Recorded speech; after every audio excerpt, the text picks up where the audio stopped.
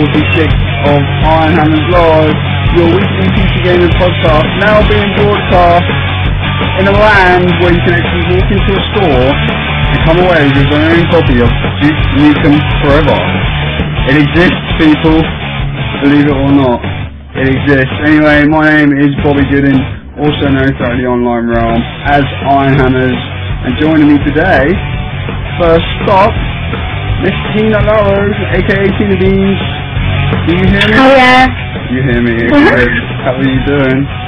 Not too bad, not too bad. You're good. And also joining me today, Mr. Hardly Dan.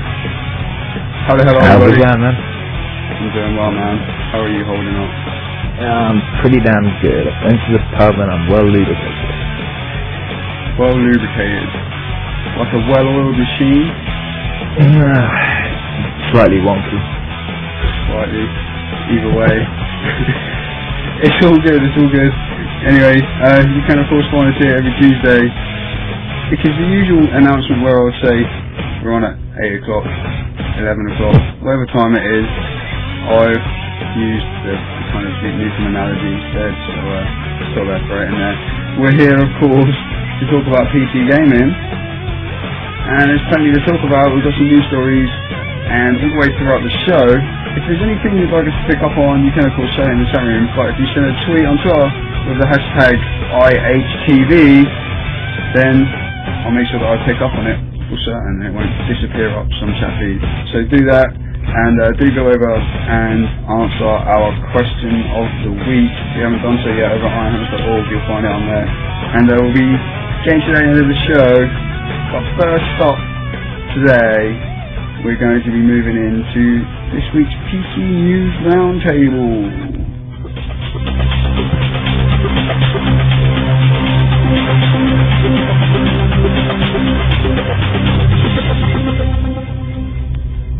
So this is the part of the show where we each pick a single news story, something to do with PC gaming usually, maybe when Dan's about, not so much. Hey. But we'll each pick one and we'll talk about it briefly, and we're going to start off with the outrage of the fact that the Battlefield 3 pre-order stuff is all going down. Have you heard of everybody getting angry about this, people? Oh yeah. Oh, it's been everywhere and it's been the talk of my house. Is it really? Yeah. What is the talk in your house? Obviously, I'll just briefly touch upon it for anybody that's not aware already. Basically, there's exclusive items for the game that you can get called the Physical Warfare Pack, which you might see on the screen if you're watching the video. And basically, if you pre-order from game, I believe it is, you get these items, and if you don't, then there's no way to get them. It's going to be impossible to get them, so everyone's getting up in arms about it. Then also, as you can see on the screen there, there's a limited edition which includes the Back to Karkand DLC, which will be available for people to buy as well, but if you get the limited edition, you get it for free. However, the limited edition is the same price as a full copy at some places I've seen, so I'm not quite sure what's going on there. But I don't think that's so much the problem. I think it's this Physical Warfare Pack. What do you think about the whole situation, Dan, man? Well, I can kind of understand, you know, where EA and DICE are coming from, trying to, you know, give something to the loyal fans. But I, you know, it's been a long time since a game's come out and you haven't been able to pick it up on day one in a shop or download it. So this whole pre-ordering thing, it just seems complete and utter waste of time, really, in itself, let alone the extra crap you get for it. Yeah, I agree completely, man. Like, I never pre-order anything unless I'm not going to be able to get to a shop on launch day or something. I'm going to go and buy a game. Then I'll or it's like it can be delivered, basically. Or like a proper limited edition of something. Yeah, totally. Yeah. Like a couple of thousand worldwide. Yeah, something like that, man. And then maybe I wish I'd have got the Duke one, man. Or I'd miss out on that. So what's the consensus in your house, Tina? Is everybody feeling the same way? Yeah, pretty much. I don't know. See, for me, if you've ever read any of my posts, or if you know me, you'll know what I'm like over anything kind of DRM or pay for extra privileges kind of stuff added into your games. And you know, you're paying for extra guns, which will obviously make you better, and nice ammunition and all these other flashy things. And you know, to have to pay for those separately is just fundamentally not fair. Do you think the issue is more that people are getting them for pre-orders, or that they're only if you pre-order a game? Yeah, there's something about that, because you know, if you think about most of the people who are going to buy Battlefield, they're going to want to buy online, really. I mean, that's kind of where things are going these days. And then, like, if you're limited just to game, it's, you know, it's not great, is it, really? It's not at all. Do you think it's more the fact that it's a game, Dan? Or do you think if everybody that got it, who pre-ordered, got it, do you think there'd be so many complaints? Well, no, it's not just game, it's game and exactly the same company, Game Station. Yeah, so that's why it's just game, basically. Yeah. So many people don't realise that. But, well, EA has said that, you know, it's not going to break the game and it's not going to offer that much of a bonus. So it kind of makes me think, well, what's the point in the first place? You know, I kind of think, if you're going to offer this, then at least what they'll probably do is, whenever I've had any game and pre-ordered it and got stuff that you don't normally get, it all ends up being DLC at some point in the future anyway. Yeah. So, you know, it's in the long run, it's not going to make the slightest bit of difference. So I agree. everyone can just calm down. Overall, it's fine. I agree. I think people are feeling a bit let down. I was thinking this, especially the PC community, that's like really shouting out about it. I think. Because EA have been coming out with, oh, we're going to make the same thing as this Call of Duty Elite, but we're going to do it for free. And when Bad Company 2 was out, they were like, yeah, you'll all get the DLC for free and all this kind of stuff. And then now suddenly this has happened, and they're kind of like thinking, hang on a minute, you were all for us like a little while ago, but now it's like you're thinking about the pre-orders and stuff. Now it's getting closer to launch. So I think that is perhaps half of it. I think, as you say, Dan, at the end of the day, if I've got a Type 88 LMG, it's really not going to affect me at all, because I don't even play with like machine guns. Exactly. You know, that's a big ass gun. You're not going to be running that fast. Exactly, man. You're going to get shot a lot, and that shotgun, you know, in pretty much every FPS I've ever played, the shooting. The distance that a shotgun shoots is nowhere near realistic anyway. So, and the ammo and the suppressor, sod it. Just stop complaining. Enjoy the game. You'll have a great time regardless. Well said. Anyway. But then I'm just a jaded. Yeah. There was also a wee whisper on Reddit that the decision may not have been mutual between DICE and EA, and there's also that, like, kind of, you know, fundamental issue of, you know, who has right over this thing, the developer or the distributor, you know? I think that is another point worth mentioning, because I think it probably was obviously more EA than anybody else. Of course it was. And they just seems to have forgotten that, you know, EA used to be the big bad boy that everyone hated. Indeed. And then Bobby Money Hat Kotick came along and everyone forgot about EA. So let's not forget these people that kept rehashing the same game over and over again every year and kept taking everyone's money. It's all about money at the end of the day, and you know, as we've always said on the Gamesman, vote with your money. If you don't like it, don't buy it.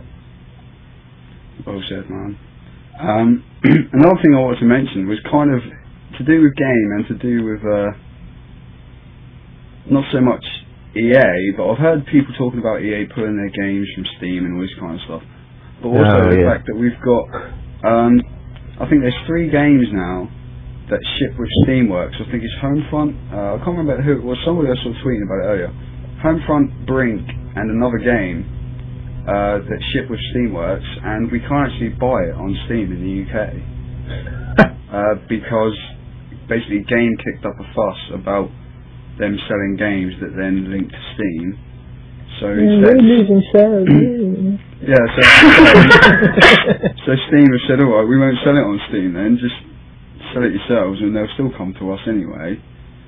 But don't you think that's a bit ridiculous that Steam can't sell something on their own service that uses their own technology because Game pretty much getting a bit upset about it? Well, yeah, I mean, it's their proprietary software. They have absolute right as to what uses it and what doesn't.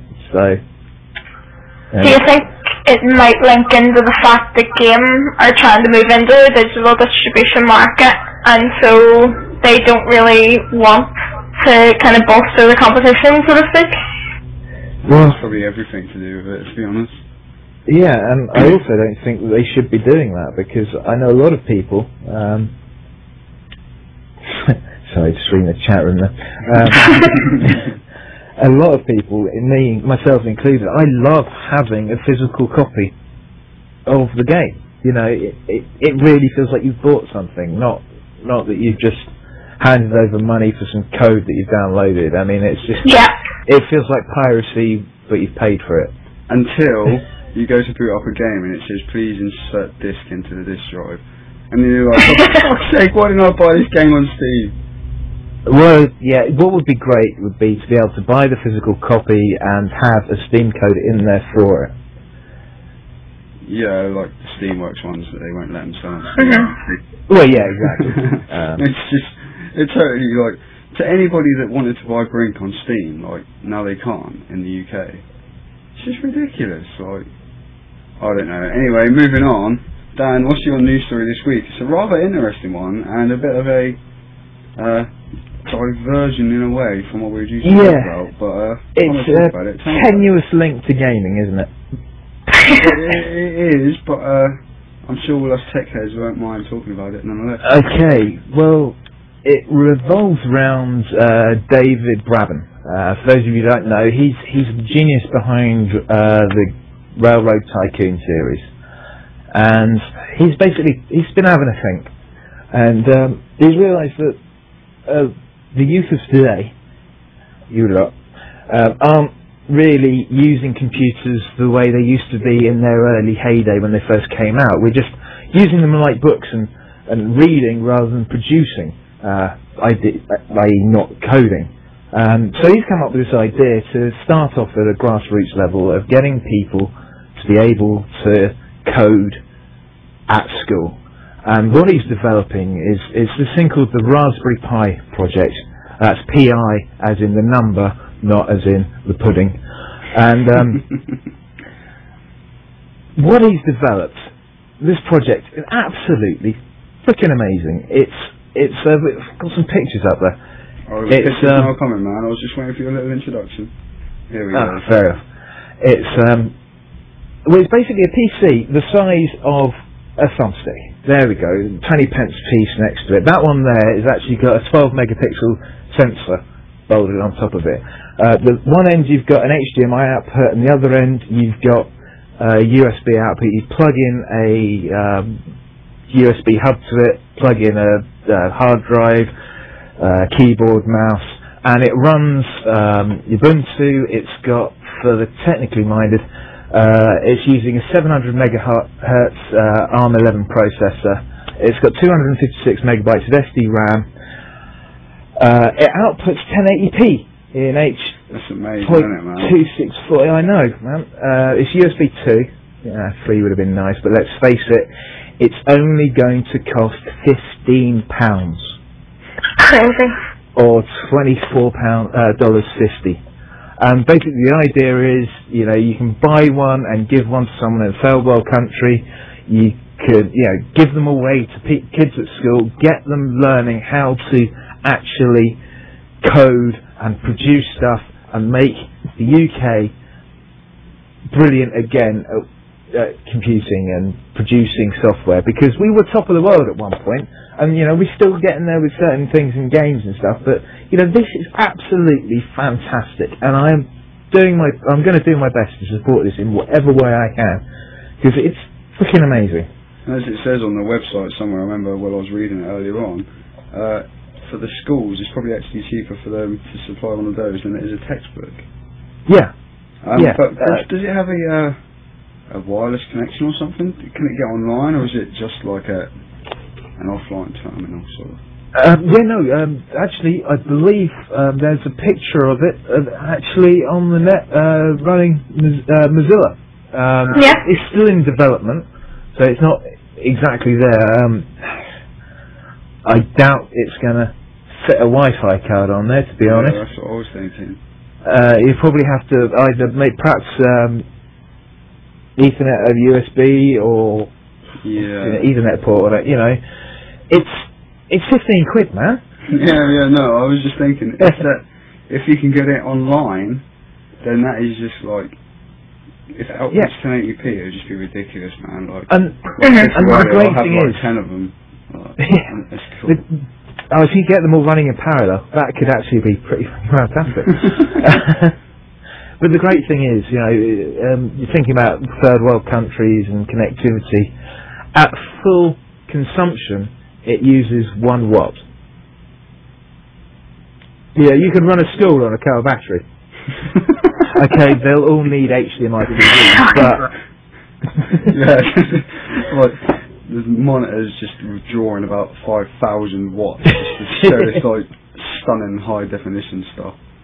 But you know, it's really heartwarming to show that, you know, we were good at producing stuff in the UK a while back, and now this guy's been known for gaming and producing railroad sims, and now this.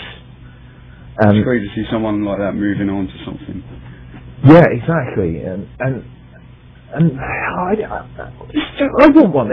Okay, if we're going to have computers that size, what the hell is that going to translate to in the mobile PC world? Totally, man. I mean, okay, the specs aren't great, but it's tiny. Yeah, but imagine if you can get a powerful PC that size. Imagine how powerful they can be when you make them big again. It's not powerful yet, but it's fantastic. Indeed, man. Yeah, go and check that one out for certain at raspberrypi.org, which is PI, as Dan said, the number, not the pudding. I love that analogy. That was brilliant, man. Yeah, that's great. Moving on, Tina, you want to tell me something about Minecraft? I do. Hang on, I normally talk about that. You do. Your place is being taken today. Reserved. Oh, I'm sorry. That's alright. Well, I wanted to talk to you about Minecraft sales. They're absolutely staggering at 2.5 million, and that's beta. So that's absolutely amazing, and very, very well done to them. But I also wanted to add a little bittersweet note on the end of that, because the low-sec people, for want of a better term, the wankers, have been breaking everything they can get their hands on, and unfortunately Minecraft was temporarily down today, as well as EVE Online had to be taken completely offline, which is shocking. I've seen about 6 services go down and come back on again today through fear of being hacked. Crazy. And then I heard an update that they got League of Legends as well. Yeah. There's like, I can't remember what I saw earlier today, but there was several things and several different companies that people were talking about them being hacked. I was just like, that's crazy stuff, man. Like, what are these people trying to achieve? Nothing. Doing anybody any favours, are they? That's the thing, like, not even themselves. It's just ridiculous. Yeah. But on a plus note, it's been a hell of a lot quicker than Sony. True. I don't know, it just seems to me like the people who they could have maybe rallied some sort of support from, they're just totally alienating at this point.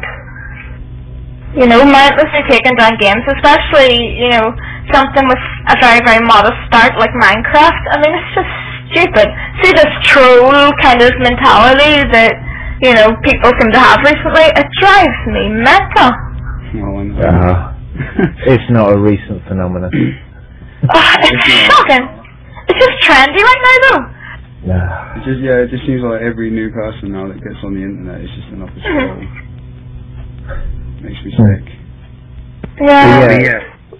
Props to Notch though. I mean, Definitely. that so many people would latch on to emergent gameplay so successfully. I can't get enough of it. I know that Joystick were trying to do some number crunching on it, and they're estimating that they've made over $33 million so far, pre-release, which is shocking. I want to know what kind of area all those biomes put together would actually take up. No, that would be... Oh, work on What's that? I'll work on that for next time I'm on. Actually try and find a number. If you can do that, I'll be sure. I wonder if it's more than 2.5 million of the people that are actually on there. It must be. Yeah, I'd like to know how many people have actually, dropped off and stopped playing it as well, though. Yeah, I reckon there is a few. Some of the early adopters that kind of, this is cool, and then, well, I think fell into coma or something. The regular updates are definitely keeping people interested. Yeah. I'd probably go to call them more irregular updates. They have been as of late, to be honest, I guess. But then he has been busy going on holiday and going to E3 and hobnobbing with the people at Microsoft. Oh, indeed. Can't forget that part. I'm really looking forward to trying it out on the 360 with Kinect, just for the hell of it. Ew.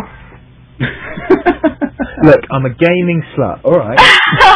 You just go to whatever's going with you. Oh no, I don't have a PS3. Gaming.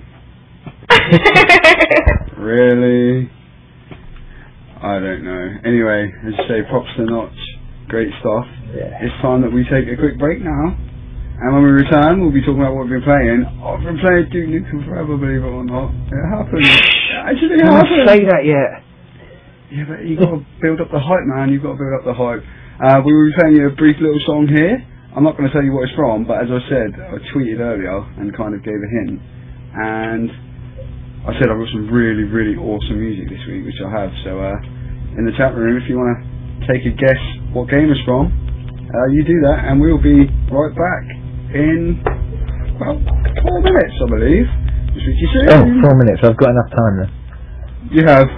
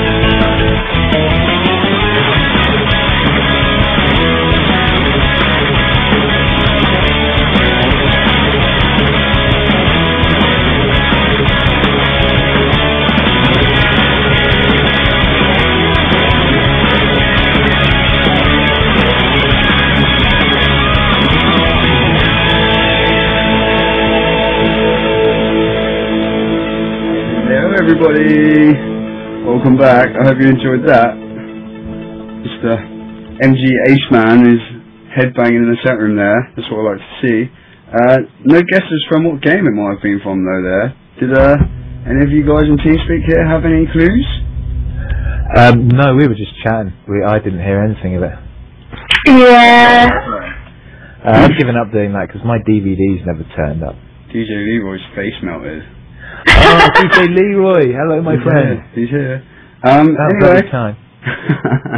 That track was in fact a remix, a rather fucking awesome remix from Double Dragon. What a game. One awesome game. Oh, I remember spending so much money playing that in the arcade.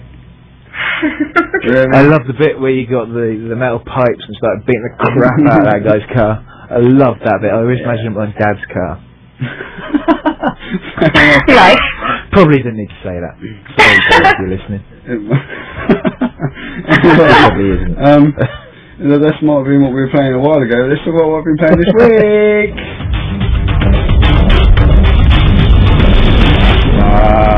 What have we been playing this week? I alluded to what I might have been playing this week a minute ago before we just took that brief break. I'm going to leave that till the end. So, Mr. Hardly Dan, why don't you tell me about what you've been playing this week, beginning with a little game called Terraria, because we haven't spoken about it much on the show yet. Yeah, I've been playing far too much Terraria, so much so that I started feeling like I was developing arthritis in my right hand the other night. From the mouse, before any of you in the chat room start putting lewd comments. The game's that good, is it, Dan? No. Yeah. Alright, yeah, it is. It certainly isn't, the high-def, brilliant graphical fidelity, but also something else it isn't, which a lot of people have said, is 2D Minecraft. Because although it may appear that to start with, you're in this van, you got to build some shelter before the grubblies come and attack you. A technical term, that, grubblies. It's completely different. The weapons are fantastic. I got this gun earlier. It's half gun, half shark, and it shoots fucking so quickly. And it ends up becoming. Does it shoot shark eggs? No. I mined a meteor, and now it shoots these meteor particles that rebounds and do shitloads of damage. It's fantastic. Nice. And it actually kind of ends up almost being like a dungeon crawler. Stroke Minecraft. Well, I've been playing it with DJ Leroy, so is that online enough for you? I didn't know if it was like massively online or not, man. I couldn't work it out. It's kind of like Minecraft, I guess. It depends on, if you can set up a big enough server, you can get more people. Oh, Lee wants his phase blade. Well, you can have two. You can have a red one or a purple one, Lee. So, Purple? yeah, purple. You can have a green one, a purple one, a red one, a blue one. I don't know. Loads. And it's only like £6, It's a good fun little game. If you like Minecraft, you'll pretty much like Terraria. It's a good laugh. Nothing like Minecraft if you like Minecraft. Well, I wouldn't say it's nothing like Minecraft. It has similarities. Okay. Just including like the blocky graphics. Yeah, they're really kind of similar, only in a 2D version. I've also been playing Minecraft. You have. Which I don't think I really need to talk about. And I think we all know about it. Yeah, StarCraft 2, which if you guys haven't heard, is a really cool RTS. It's amazing. Give it subliminal messages. Yeah, I've been playing that. I've been playing a bit of the campaign on that. How you find the campaign? It's the best RTS campaign ever, isn't it, man? It's better than it's better than Red Alert. It's fantastic, brilliant, and it reminds me so much of Firefly. So yeah, you said that before. Yeah, and I'll say it again. It reminds me so much of Firefly. I've also been playing LA Noire, Crackdown 2, Burnout Revenge, and the Mighty Portal 2. The Mighty Portal 2. Which I've still got to buy for you, Bobby, but I can't afford it at the moment. I had someone offer to let me go on his Steam account and play it on there. Yeah, it didn't happen, did it? I offered to buy it for you, but then I ran out of money. Man. I haven't got around to playing. I haven't got time. Oh, you've got to make time for the fantastic Paul. You've got to stop. It will happen, man. Even we're going to have to do some kind of StarCraft intervention. No, don't take. You can take my life, but you'll never take my StarCraft. You'll never take the StarCraft. I tell you what, when it comes round to extra life, we'll get a bit of Portal 2 in there. Okay. Yeah, that sounds good, man. But I think the longer I wait before I play it, when I actually finally come back to play it, I'll just be like, wow. Have you completed like the orange box yet? Not all of it. I've completed Portal. I've been working my way through Half-Life 2. But I just... What? Half-Life 2 or Half-Life 2 episode, all whatever? Of them, I've been making my way through them all. I don't even remember where I'm up to be honest. You haven't played it at all, have you? I did a while back. But, I don't know, man. I just can't keep on at it. I don't know. Portal was different because I just started playing it and I was just like, yay, and I just played it all the way through. But with Half-Life, I don't know, man. It's starting to feel dated. Well, it is. I know. Where's episode 3? I don't know, but I need to finish 2. And I know it gets better. And everyone keeps telling me just to read the wiki on the first ones and just play the final part. Well, you could do. Or you could just, like, not suck and play them. I mean, just have somebody donate me a computer so I can micro my StarCraft on one hand and play halfway through. Man, you got a bad. You like to run it, sure. If you're going to talk about my habits, Tina, let's move on. Oh yeah, Tina, you to what Tina's been playing this week. What have you gone back to? Filthy. Yeah. Since you got to talk StarCraft, I'm going to talk World of Warcraft. Did you hear they're making World of Warcraft and StarCraft Mega Blocks? Really? They're making World of Warcraft and StarCraft Mega Blocks. It should be Lego, but it's not. It's the baby's one. Oh, Duplo or something. Yeah, it's like Duplo, but it's called Mega Blocks. It's really cool. I'm too old. Yeah. Sure, what we won that age would even have a notion of StarCraft or WoW. I know. I just want a Minecraft hat. Sorry. Minecraft hat? Yeah, they're giving them away Are they swear? Yeah. Anyway, Tina, you've been going back to WoW. What made you make that jump? Well, I had a little bit of a break because we managed to kill everything on normal, finally. Yes. Don't laugh. Yay. Sorry. Everything. Yeah. So we managed to kill all 12 bosses on normal. I don't know, about a fortnight ago, so up ahead. That's the call I go.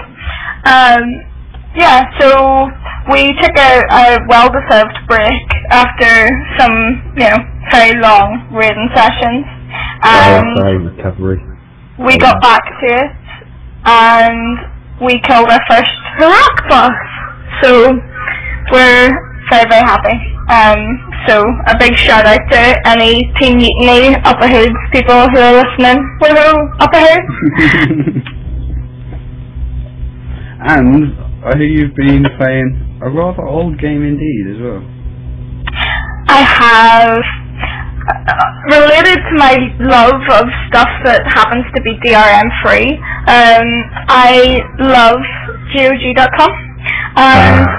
Recently they got Broken Sword and they were doing the pack of all three for, I don't know, crazy cheap price. I don't know, it worked out at, I don't know, about $5 or something for all of them. So I got them, and I have been absolutely no life in those recently, much to the ridicule, of all my friends. They've just been teasing me so badly, going, oh, what is that game? And, listening to George Stobart's, I don't know, really, really canned jokes, and just been teasing me as if I'm the one saying them. But yeah, I've very much enjoyed it. How did it hold up? I'm incredibly biased. It's totally my kind of game. Point and click adventures. I don't know, won me over. Right back with Discworld. I just love them. But just so having good. a mental orgasm. Win for the win. But yeah, I'm playing Super Dragon right now, and it's kind of different. It's kind of, I don't know, more savvy graphically, but I don't know, I prefer the feel of the more original games, to be honest, as strange as it sounds. Fair enough. Actually, you just mentioned the Discworld games, and it just made me realise that there are two games that I can think of with Noir in the title, and Discworld Noir is better than LA Noir. I do know I might actually agree with you there. I can't get enough of Discworld. And You've got Pratchett's humour in a video game. I know, seriously, what more can you ask for? Monkey Island maybe, but although, did you catch the documentary this week where Pratchett's trying to, think about taking his own life at this point? I'm staying at my mum's at the moment because I haven't got any hot water, and she didn't want to watch it because apparently someone died in it. So I played some Terraria. I'm going to watch it later. Yeah. Oh yes. It's very sad to see anyone of that intellect, have to face this kind of decisions, and for someone that clever and I don't know, to lose their mental faculties is just not fair. So I met him once. Fantastic chap. Oh, really? Yeah, I met him at Guildford University, and he signed a couple of books I bought there, which I then lent to someone and never got back. Oh, so no. If you're listening, I've forgotten your name, but I want them back. One of them was The Amazing Morris and His Talented Rodents, which had just come out. So it was a while ago. Enough Pratchett. Let's get back to gaming. So we get back to gaming, and Tina spoke about her bias, so I'm going to go all out on my bias now. Yeah, because you didn't actually mention it. It was me that mentioned it. Well, I don't know. He jumped in there, so he did, and I'm keeping a tally of how many times he says the word StarCraft 2. Yeah, well, I'm moving on to a completely different bias now.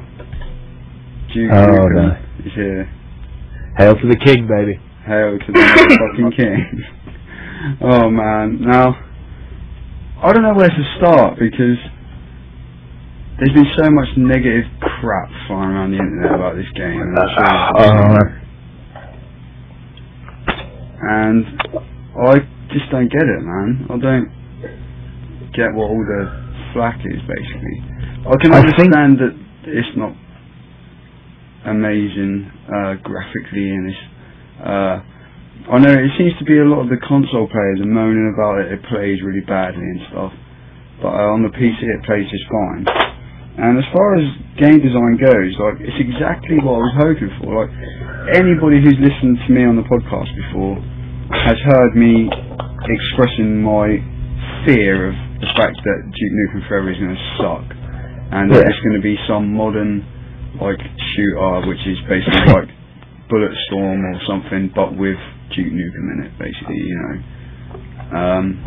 or even to say like I've said it to other people, like be like Modern Warfare, and by that I don't. People get the wrong idea. By that I don't mean that it's going to be all serious like military shooter, but I mean that style of Modern Warfare gameplay and the single player and stuff, And I was so fine that was going to be the case, and it's not the case at all. And everybody seems to be complaining that it feels like an older style FPS, and the graphics aren't amazing and all that kind of stuff. But everything that everybody else is complaining about is exactly what I'm so happy about. It just seems strange. Like, I don't know. For me, it seems the whole point of the game. It's reliving its former glory and updating it as without. It's deliberately trying to be a bit cheesy and a bit tongue in cheek. Yeah, I was trying to think of another word, but I can't think of it because I'm drunk. And I can't wait to get my hands on Duke's bits. Well, like you say about it's trying to be like how it was, if you know what I mean. There's times when like I look at the kind of pixelated graphics, and I kind of sometimes think It doesn't look that great, but it kind of looks like Duke Nukem used to look like that. Like, yeah, it's an homage to itself.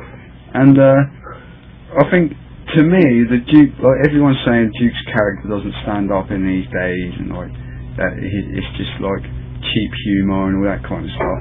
And I don't know whether it's just my personality, but I've just been laughing all the way through it, man.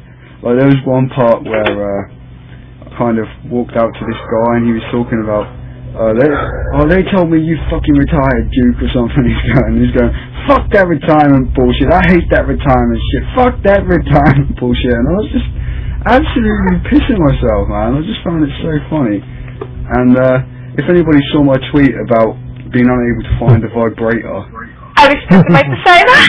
I mean, there's only one game that could ever. It's probably the only situation in my life where I would ever send out a tweet that says, I'm stuck, I can't find the vibrator. If that had been anything else, people would have been like, Bobby, what the fuck is the matter with you? Seriously? I really replied, I think I can probably craft you one in Minecraft.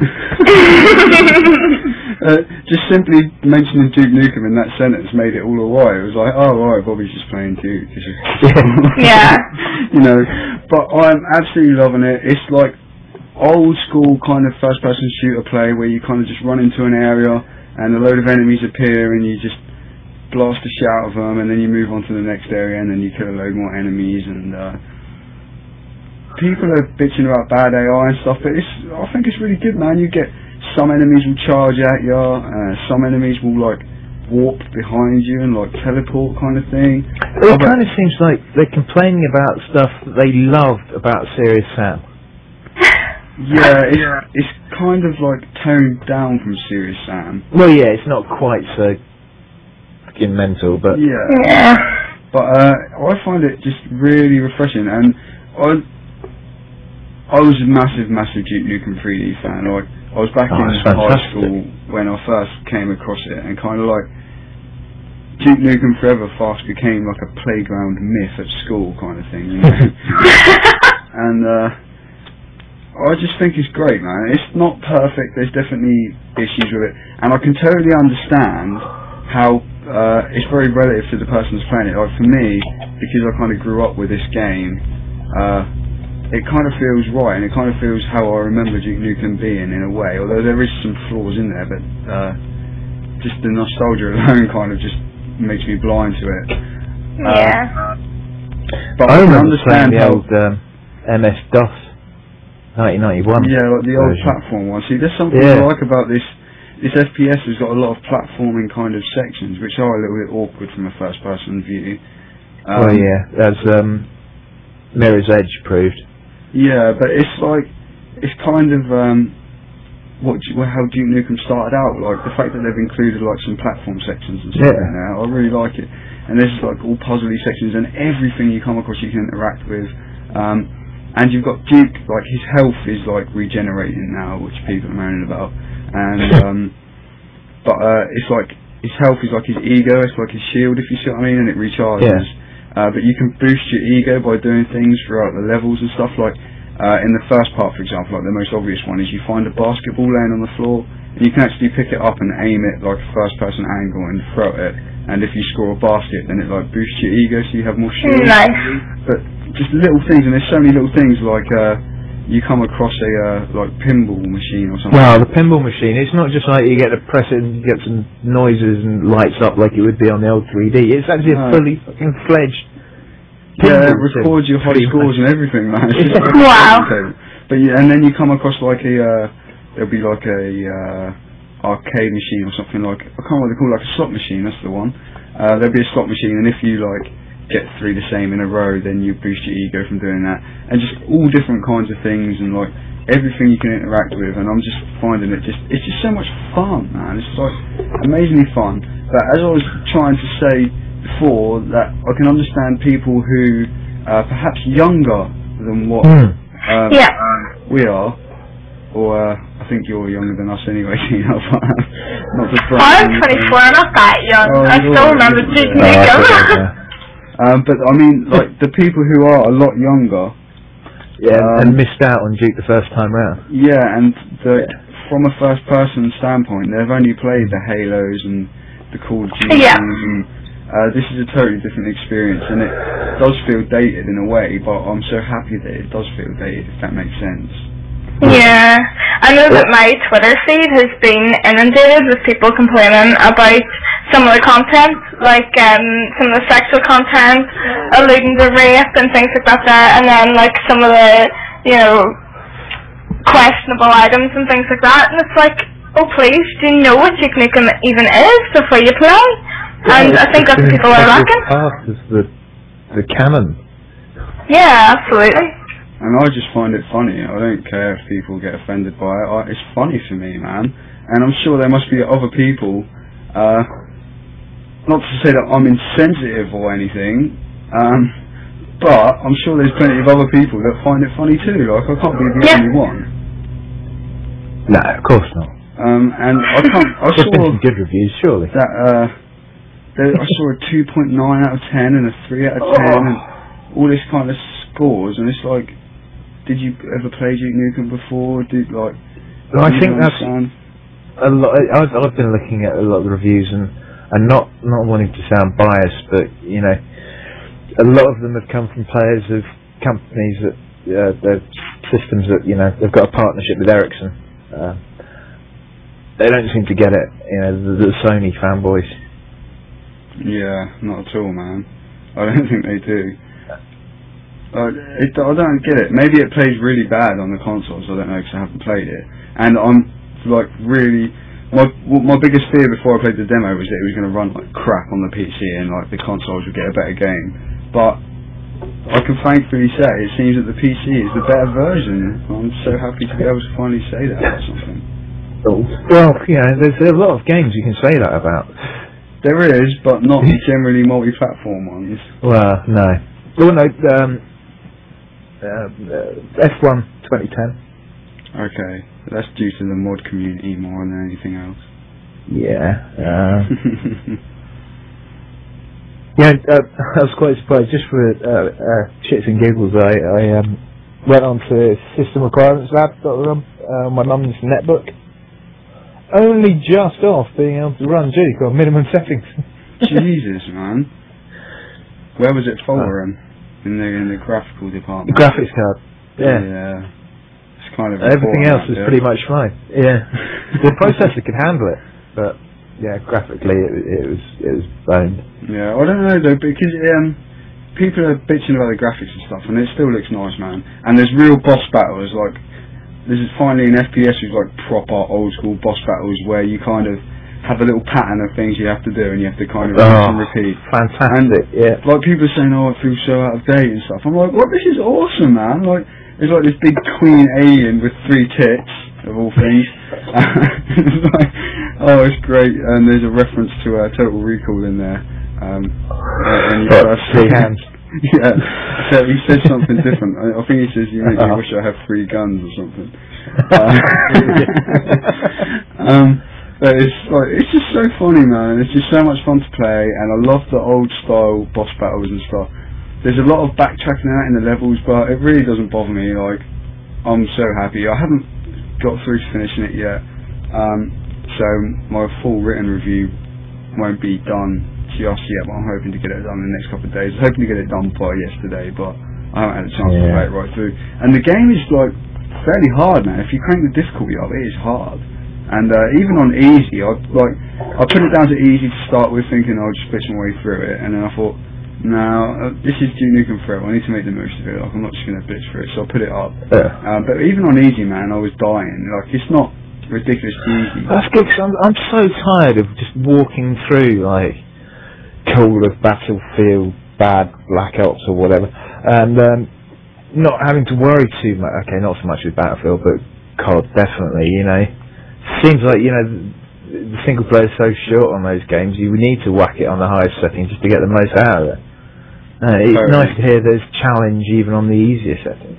There certainly is, man, and I think it comes in at about 10 to 12 hours or something, so it's not bad in the length. That's not bad, yeah. Either. And there's, with all the little extra things you can do and you can play about with and stuff, there's so many reasons to go through it a second time. Like, yeah, I remember reading something from one of the devs saying, you know, there's no way that you'll actually find everything you can interact with in like 2 or 3 playthroughs. Yeah, let no alone way. first. No, totally, man. Like, there's so many reasons to play it again, and the PC reviews are tending to be a lot more positive than the console ones, from what I've seen. So I don't know if it's just that we get it or what it is, but I don't know. That's my opinion on Duke Nukem Forever so far. Let's take a look at what's coming out next week.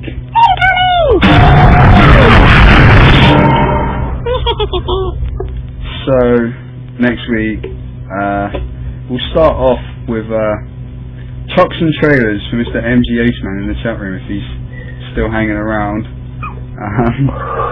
He mentioned it earlier on. We were having a laugh on Twitter about it. I do have my copy here. I'm going to flash it because Tina liked the idea of me flashing my trucks and trailers game. Oh yeah. As you can see, it's still in the cellophane and will probably stay like that. But it comes out on the 17th of June. Magic the Gathering Duel of the Planeswalkers 2012 comes out on the 15th of June.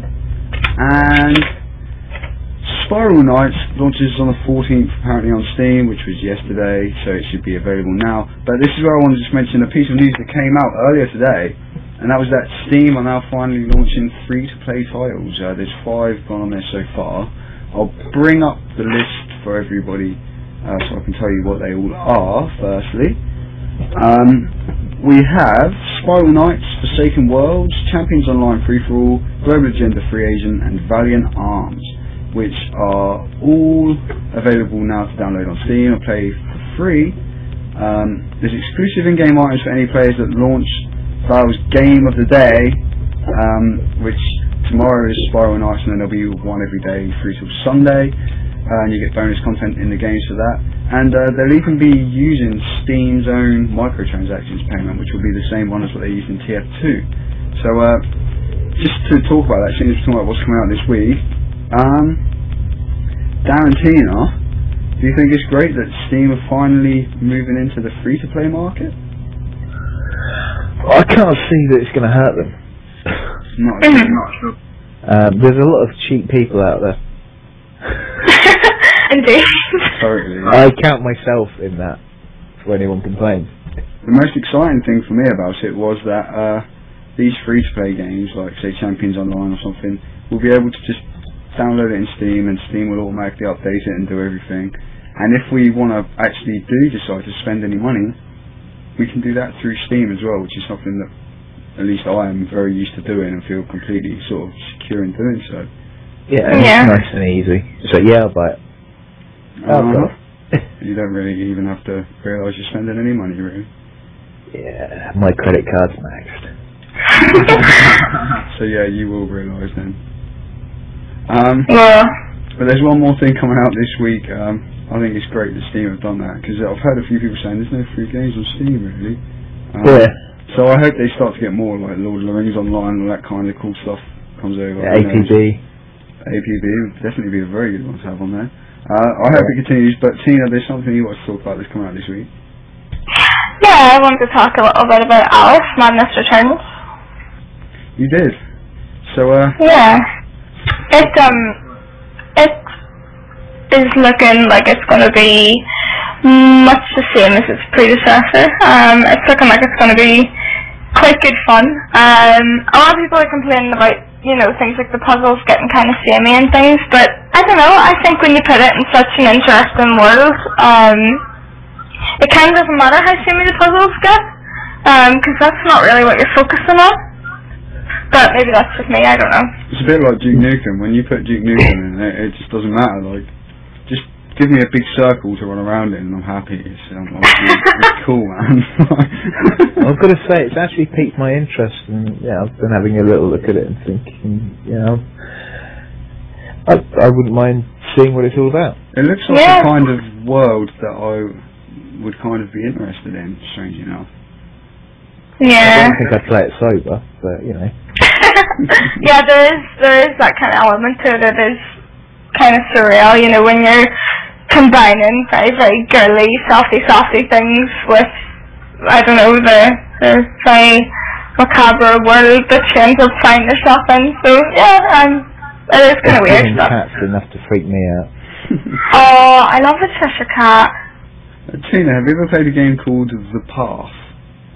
No, can't say I have. No, I think you might enjoy it. It's that same kind of surreal, girly kind of world. It's really weird. And I think there might be a copy in our Gamersgate account, so I might be able to pick you up so you can play that. That's really cool. Fantastic. That will be something to keep me occupied. It's really weird, but I got pretty frightened by it. Actually, going back to some of the previous releases, I've got some weird tasting games, but I'm kind of interested in that trucks and trailers. Yeah, well, as MGH man pointed out on Twitter, it is powered by the Euro Truck Simulator 2 engine. So, No, that's got to be good. You need to ensure that your graphics card is up to date if you want to play this one. 100%. As we usually do with these, shall I read the system requirements off? Yeah, I've only got a 1 gig graphics card. 2.2 gigahertz processor. Ooh. You don't need no dual core shit here though, it's only one. Oh, okay. 1 gigabyte of RAM, 2 gigabytes on Vista or 7. Ooh, that's pushing it. A DirectX 9 compatible sound card, 900 megabytes of free hard drive space, and a 256 megabytes GeForce 7800 or better graphics card. That's all win for me. But dude, if you've ever played things like 18 Wheels of Steel and stuff, I love them too. I'm like, yeah, it's one of those things. You think this is going to be crap, and then you start playing it. You think, actually, I'm kind of getting some kind of weird, perverse enjoyment out of this. It's fun. Not perverse in a sexual way. It's just perverse. The best thing is if you get on TeamSpeak, right? And if we all fire up our copy of Trucks and Trailers, and we all get on TeamSpeak, and we pretend it's our like CB, and we're talking to each other over the radio. Oh wow! And we get on a convoy. That's a whole new world of ad right there. We can just drive around our virtual world. And We got a rocking convoy. Yeah. So much fun to be had, people. Watch out for this game. Top of the charts next week. I'm just reading the website, and it's just so funny. Like, those kind of lines are just It's not funny, in. it's serious, and one of them. Oh, sorry, it's very, very serious. But, yeah, I'm reading those kind of lines, and they're supposed to, like, really, really heck yeah, and, you know, most of them would say, you know, can you save the world against blah, blah, blah. Well, this one is, can you avoid obstacles whilst reversing a trailer? Do you have the lateral thinking required to sort a series of trailers in the yard into the correct position? Reversing a trailer is actually quite tricky. Oh man. It's really hard. Once you get the trailer attached, it goes the wrong way. Yeah. It goes completely the wrong way to what you'd expect it to. It's so hard. Unless you know that, and then it's easy. And yeah, but even when you know it, then it plays on your mind and you keep getting it wrong. Oh, there's a UK version. There is a UK version, I've got it. Oh wow. There's actually a Euro Truck in the Simulator. UK. Oh, there is a Euro Truck Simulator. I think, see, that's what I'd like to see, one where they actually finally make a driving game where it's fucking left-hand drive. Like, it doesn't happen, it's impossible. I don't know. Some tracks on Burnout Revenge are. Are they? Yeah. I love Burnout Revenge. I've got 3 copies. See, MGH man spent about 6 hours going from coast to coast in 18 Wheels of Steel on Sunday. He played these games. Well, you want TeamSpeak, there is a market for them, and there's at least 3 of us that attempted. More power to you. More power to you if And you I could reckon play I that can game. lead. I don't know. One of my players might be able to be Coke. He drives trucks in real life, so maybe we might want to play with the truck in a game. Like a Boston's holiday. Wouldn't it? Yeah, No pun intended. Anyway, on that note, I think we'll take another quick break. And when we come back, we will be answering our question of the week, which if you haven't answered yet, go over to the website now, ironhammers.org, and leave a comment, and I'll be refreshing it frantically throughout the break. Click, click, click, click, click. And if you answer, we'll read them all out in the next section, and we'll talk about it. It's about consoles versus PCs, and kind of Battlefield, indirectly mentioned, I believe. Who knows? We'll be right back, guys. See if you can guess what game this song is from.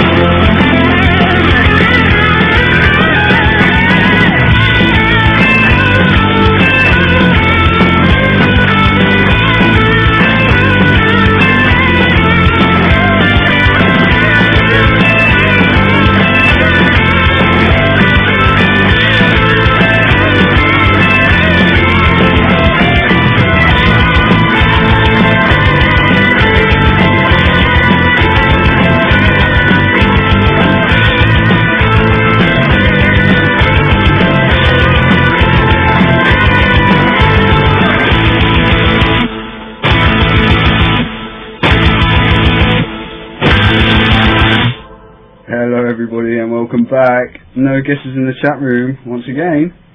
What's going on, guys? Is my music too awesome for you all? People in TeamSpeak, welcome back. Hello. Did you hear that one, or were you chatting away again? We were chatting away again. Kind of both. We did hear it, we just don't know. Yeah, I I have to admit recognise it. It's kind of annoying me. Because it's there, I know what it is. What do you want me to tell you? Was you Yeah, want me to enlighten you? Go on. Otherwise we'll be here all night. Castlevania 2. Ah, you bastard. Right, anyway, let's move on to the final part of the show.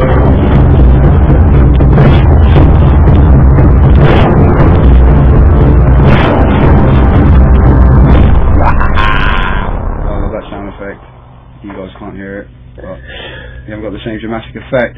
But it's time for this week's PC Gaming Question of the Week, everybody. So, let's take it away. This week, it came from an email, which you can send in to podcast@ironhammers.org. We'd love to hear what you've got to say about the current state of PC gaming. But this one came from our good buddy, Mr. JSSLifelight from thegamesman.com. You can find him on Twitter at twitter.com/JSSLifelight. He's a rather awesome guy. He says, "Hey Bobby, I'm feeling like the PC is going to be playing a pretty good sized role in the evolution of current consoles yet again. With the recent revelations of jaw-dropping visuals on both Battlefield 3 and The Witcher 2, there's no question which platform is the visually definitive one. You're not wrong. Do you think, as I do, that there is a huge amount riding on the console ports of each of these? If they come off half-assed, I feel that they could be the linchpins in fanning the hardware flames underneath the collective ashes of both Sony and Microsoft. Any thoughts? Take care and have a great show." So, I think what he's basically trying to get at is that perhaps these games coming out and being so visually superior could finally get Microsoft and Sony to step it up a notch, which we know they're already kind of working on anyway, I would say. Agreed? Yeah, definitely. I mean, it's really no secret at this point, and there's enough rumours, flying about for us to know that they are working on greater things. But I definitely think for now, PC's going to have the edge, and even in the future, to be honest, PC's going to have the edge. You mean? Yeah, because if you think about it, you buy a console. Once you have your console, there's very little you can do in terms of upgrading it. I mean, you buy your PC and then, something lets you down, technology changes fast, and you just replace the part. Simple as. Indeed. Let's see what the community has to say about it. Mr. Cooney, who's just joined us in the chat room, welcome buddy. He says, "I think only the hardcore console users will notice the graphics and will be bothered, but there won't be enough as most of the hardcore will have them for PC. The general users won't notice the difference, but will tell everyone it's the best graphics ever on any format. As a person that's just acquired an Xbox," which I've been teasing him about for God knows how long, don't know what you're doing, you've lost it. He says, "I must say that I'm hugely disappointed with the graphics compared to PC. Tried Black Ops, FIFA 10 and 11 and Burnout Paradise versus the PC versions, especially because the hype console gamers create, it's like they've never seen a gaming PC before. /rant. There we go. Do you guys have these comments pulled up your end by any chance? Perhaps you guys have somewhere? Would you like to take the next one, Tina? Sure thing. It's actually Lunatic from Twitter. And Lunatic says, "I don't think these ports will be half-assed as they've been designed on the PC and then downscaled. Yeah, they will never be as good looking as on the PC, but this should still provide sufficient entertainment for the console herd. Though I doubt many console players will buy BF3, MW3 is much easier to play and designed for the console, and most console players are sheep that don't mind buying the same game 3 years in a row."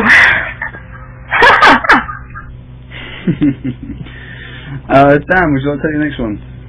Yeah, the next one's from Simon Ivanov. Woohoo! And he says, "That's a great question. I agree with the above post that mostly hardcore guys will be the ones to always notice the fine differences in PC/console games. However, this upcoming generation of games and PC hardware is increasing the gap once again of how powerful the PC can be compared to the 360/PS3. 3 years ago, maxing out COD 4 with your 9600 GT looked pretty damn similar to playing on your PS3, but now maxing out Modern Warfare 3 with a 2 gig GDDR5 card and an X6 will clearly blow away console graphics. So yes, I think Steve's question brings up a good point. And let's not forget, in the past 7 generations, we would have had new consoles from, I think you meant years there, we would have had new consoles from Sony and Microsoft by now. We're on a 10-year cycle and our tech is quickly falling behind, while still impressive compared to PC tech. Have a great show, guys. Thank you. And Kajata says, I don't think there is much riding on the PC console ports at all. There are still many games developed for consoles solely, and most of which come out on PC anyway. Which 2 is always going to come out on a console if it did well. Well, Microsoft, what company would say no to Microsoft? Sony or Nintendo with all their moneyness. I honestly thought it was daft not to bring a game of Witcher style out on other platforms. Battlefield 3 is being developed for consoles as well as PC. Since it's being designed on a PC to start, it makes sense to show it off at E3 on the more powerful machine. The graphics are important though, but not as much as some people think. Console fanboys only compare to other consoles, not PC. I wonder why. Overall, I don't think these ports are going to play a big role. PCs will always have their core games on, and the same with consoles. There are not enough PC-only games console users want to play. Rant over, so taking me for Katie's book there. Tina, take you over the thirds. Lovely comment. Yeah. You're lucky you punctuated it. He doesn't use it, it's just normally a wall of ranting. There's no punctuation, no capital letters, anything. Wow. You're in luck. The wannabe teacher in me just comes out and I just feel the urge to correct all these posts, but it's okay. I still love you, even if you can't use grammar. Yeah, failable. Right, so given that said, I think there's a lot riding on the console ports of these games. They will still be good, but in my opinion, won't compete with the PC due to the difference in power. If they suck in the consoles, people will just go back to COD, and I think that's Fable. I can't wait to get my hands on the PC versions of BS3. Is going to be so beast. Yoda. Next one, Dan. Yeah, I was just thinking it'd be great if he wrote them in the style of Yoda. Lots of great console ports there will be. Yeah, Suraf said, it seems that it's not the PC version that makes or breaks a game after a console port has been declared. Without a port to the console, these PC gens wouldn't get a lot of coverage other than "we want this for us" attitude from console gamers. Where ports read the system always end up being shallow, as consoles will never get, will never get what the PC had, or the PC has a shell of a game that could be made great. As everyone else has a tag, so Wrath will take your soul. He wishes. Crazy Ivan says, console gamers are not going to notice a difference in platforms because most console gamers don't look at PC screen comparisons. I wonder why. There's already a massive difference in the current generation's graphics, but console gamers who don't own a gaming PC will never notice. I know a guy who thinks Modern Warfare 2 is the most incredible looking game out there. He's wrong, but really doesn't know the difference. Console gamers normally don't compare their consoles to the graphics of PCs, as PC gamers always compare graphics to consoles. I wonder why. If you look at Mafia 2 on a PC, then try to play it on the console, it's quite noticeable. Another thing, being PC gamers, we tend to have a large dick syndrome when it comes to graphics. Yes, that's why we have those big elongated graphics cards. We know that animation does and what effect it can have on a game. Console gamers have no idea what the effect does. I don't think it's ever been used very well anyway. I'm amazed that the current consoles can perform as well as they do, but I also know when the next gen is released, we will hear about how PC gaming is again dead. No way. Gino. Okay, Folly Inc. said, I don't think the reveal of these titles or any near future ones are really going to rock the boat enough to make Sony or Microsoft change anything. We're entering a realm where better graphics is starting to be more so up to the person looking at them than actual progress in making games look better. Besides that, a PC has always been the best gaming console available, as long as you can afford one. But there's always a new and improved model a year later that can potentially blow your beast out of the water. Anyone who wants to compare their console tech to new computer hardware might as well give up on developing for their consoles and just switch over to developing for the PC. Do it. Every developer out there, just stop making console games. Come to the PC. Well, let's face it, they use PCs to make the console games, for Christ's sake. And the consoles are just little baby PCs anyway. They're quite cute, really, in comparison.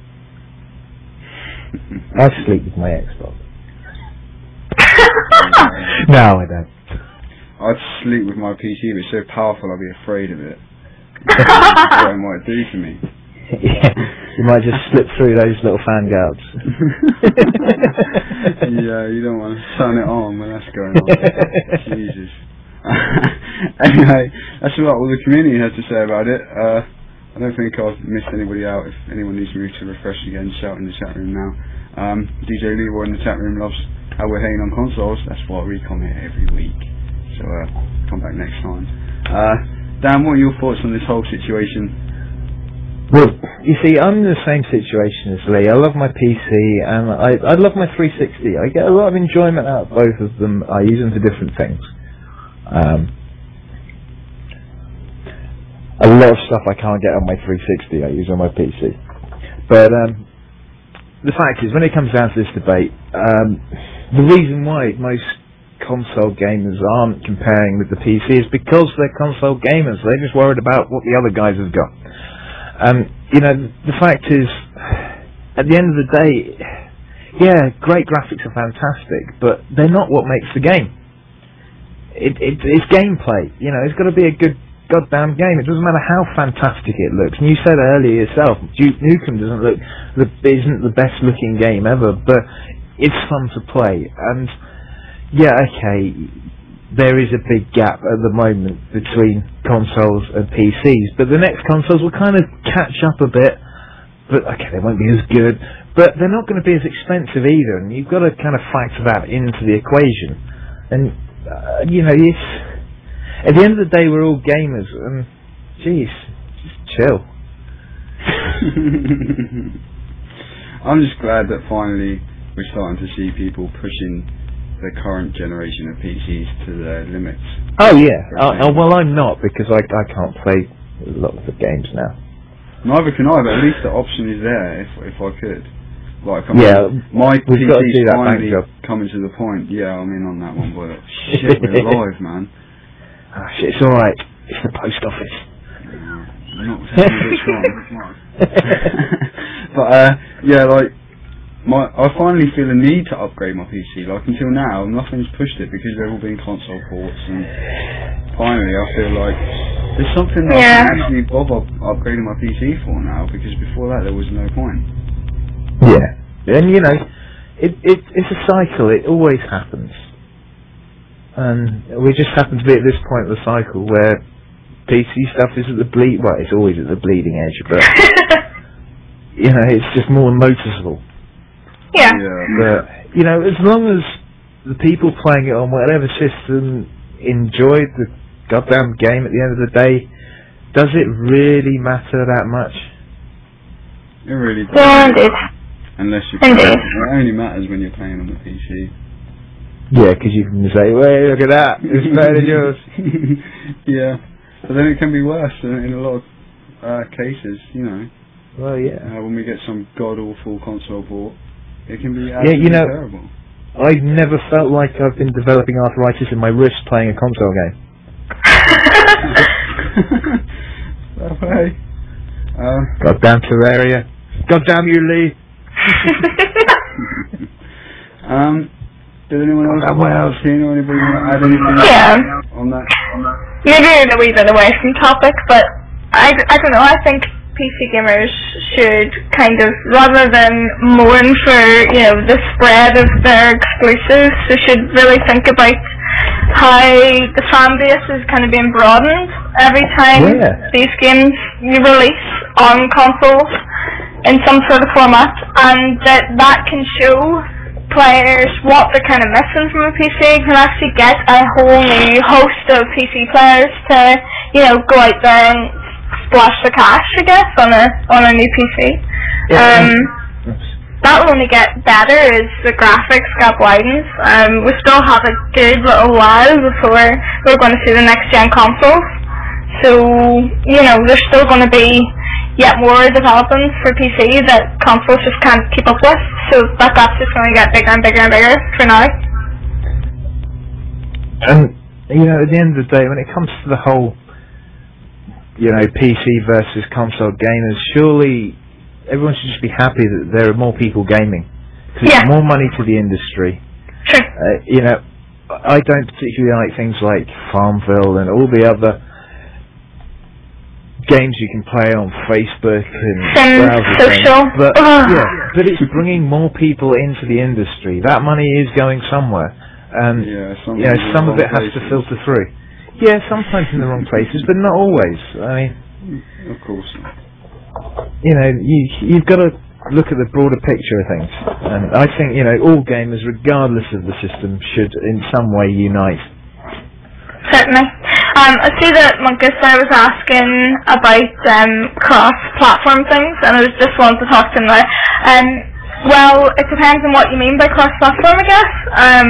I know that CCP are working hard on a cross-platform kind of thing, what with EVE Online and what you call it, Dust, isn't it? Yeah, that's a bit of a weird thing, isn't it? Yeah, but that looks awesome. One's going to be on the PS3 exclusive, and then one's on the PC, obviously. So that looks really good. On that note, that it will actually release on the PC a year after it comes out on the PlayStation. A year? Yeah, so that's what I heard the other day. Is that just to give the PS3 guys a chance to, you know, get some skills, so as soon as the keyboard and mouse users can... Yeah, they would have to split them. There's no way it can ever work, man. Well, yeah, I mean, Microsoft tried it a while back with that god-awful game. I can't remember the name of. Shadowrun. Yeah, Shadowrun. We talked about it last week, didn't we?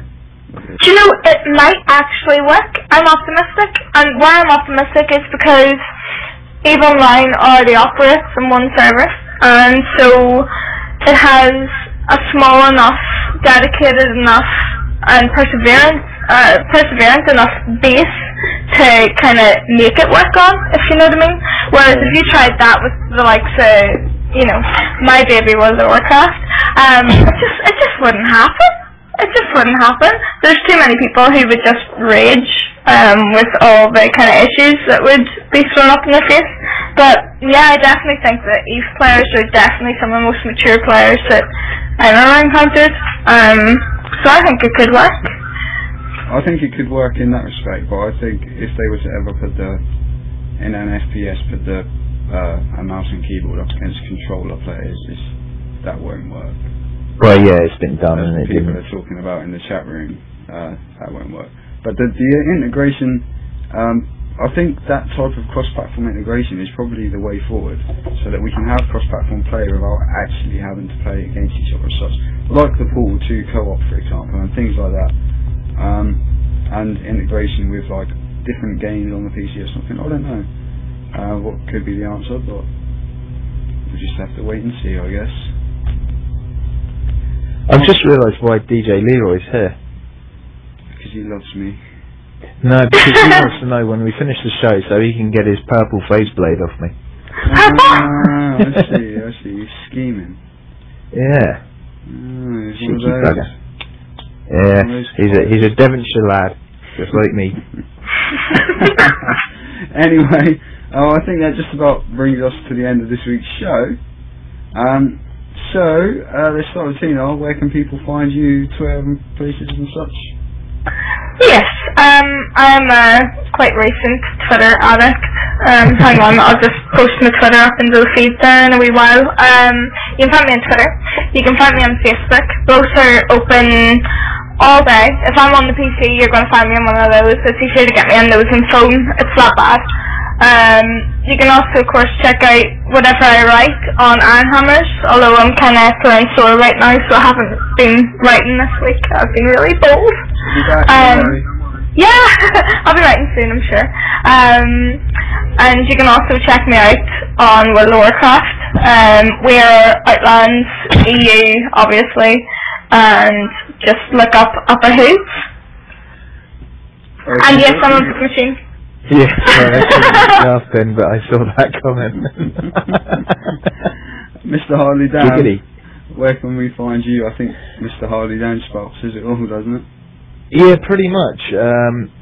And yeah, Steam, Games for Windows Live, if anyone's still using that. Xbox Live, because I know at least Cootie has got a 360 in the chat room.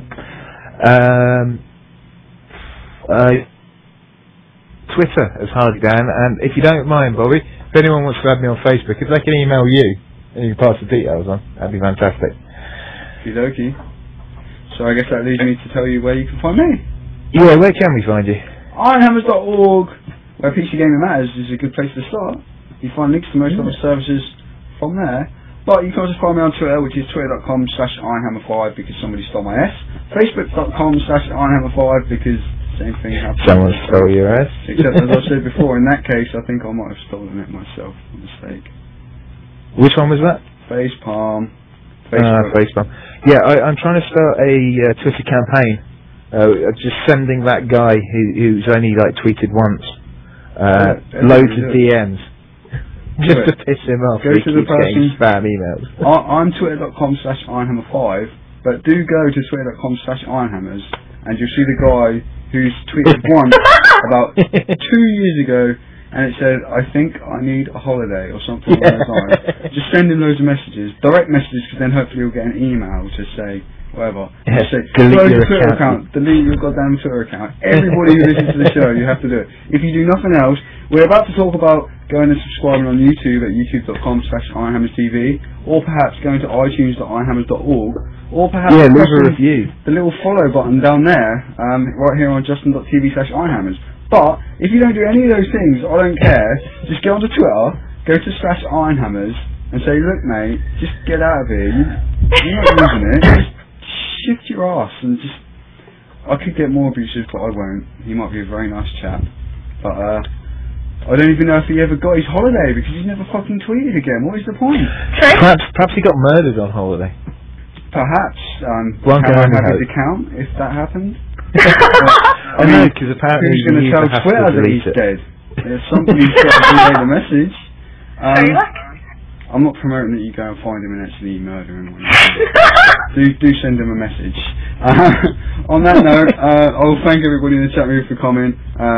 I'll thank everybody on the pre-recorded stream for coming, and I'll thank you all again next week, twice as much if you go to tweet or at Ironhammers. Tweet Twitter as well and tell them. You at Twitter start the message with, and then say, excuse me, this guy at Ironhammers is a complete douche and he needs to close his account. Do that, and then DM. Do it all. Do everything. I don't know. In fact, you could probably perhaps type something up on ironhammers.org so everyone just copy and paste it for the lazy. I could do that. Retweets work, or maybe I could just put something retweets. Yeah, I don't know. And start a campaign, man. That's crazy. A whole Ironhammers smear campaign. That's so bad. That'd be no, amazing. it's good. That's abuse of our community. We could come here and talk about PC gaming, which we do every single Tuesday night at 11 PM right here on JustinTV/Ironhammers, so make sure not to ever miss it. So, thanks Dan. It's been a pleasure, sir. Thanks Tina. Thank you. Thanks listeners, and we'll see you all right here next week. Take it away, Mr. Newcomb. What time is it? Game on.